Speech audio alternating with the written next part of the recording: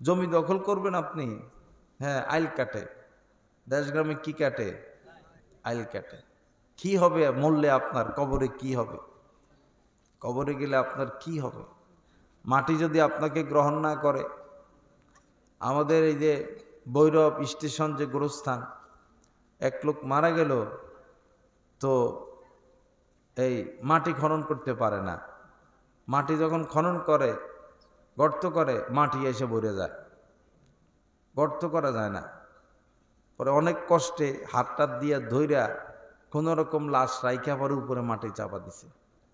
বেশি পাপ করছে, বেশি সীমালঙ্ঘন করছে।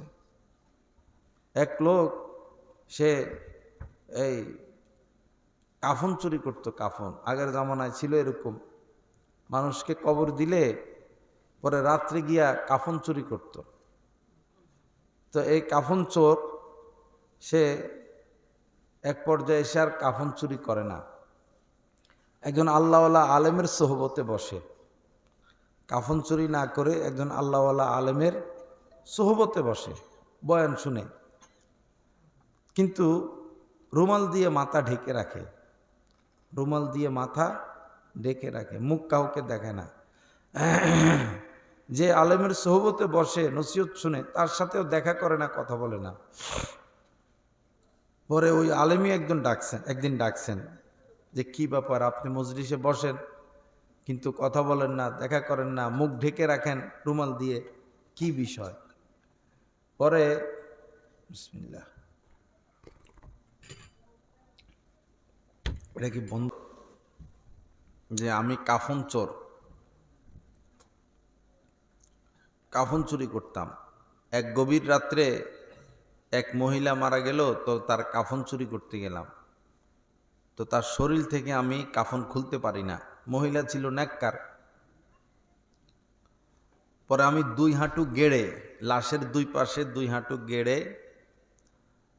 জোরে তার কাপড় ধরে টান দেওয়ার ইচ্ছা করছি।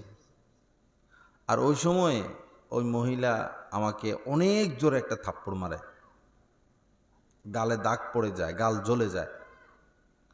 তো বলে এরপর থেকে আমি এই চেহারা আর কাউকে দেখাই না, অনেক ভয় পেয়েছি, আর এই কাফন চুরিও আমি ছেড়ে দিয়েছি। অনেক মারাত্মক কথা, ভয়ের কথা।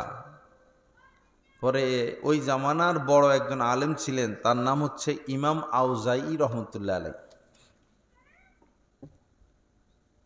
তার কাছে এটা খবর পাঠানো হলো যে এমন এমন এইভাবে কাফন চুরি করতো একটা লাশ, মহিলা, নেককার মহিলা, পরে তাকে থাপ্পড় মারে।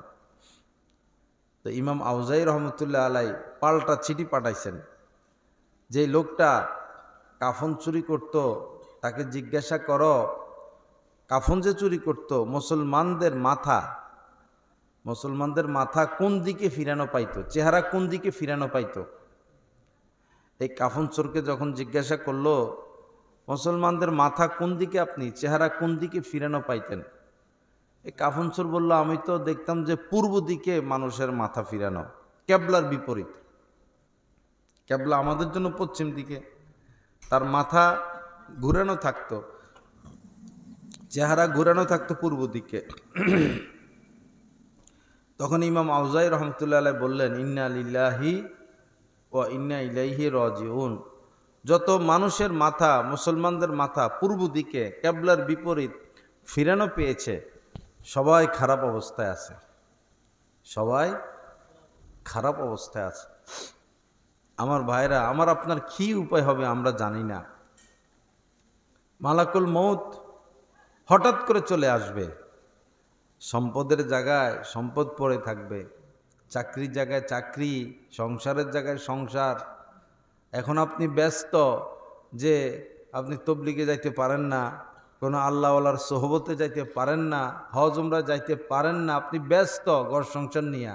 এখন মরে গেলে কি আপনার ঘর সংসার বন্ধ হয়ে থাকবে? কোনো কিছু বন্ধ হবে না, সব চলবে। ব্যস্ততা, আল্লাহকে ব্যস্ততা দেখাবেন না, আল্লাহকে ব্যস্ততা দেখাবেন না। আল্লাহ রস্তে বাবা 5 ওয়াক্ত নামাজ ধরে ফেলি, শান্তি পাবেন, সুখ পাবেন, আরাম পাবেন, রিজিকে বরকত পাবেন।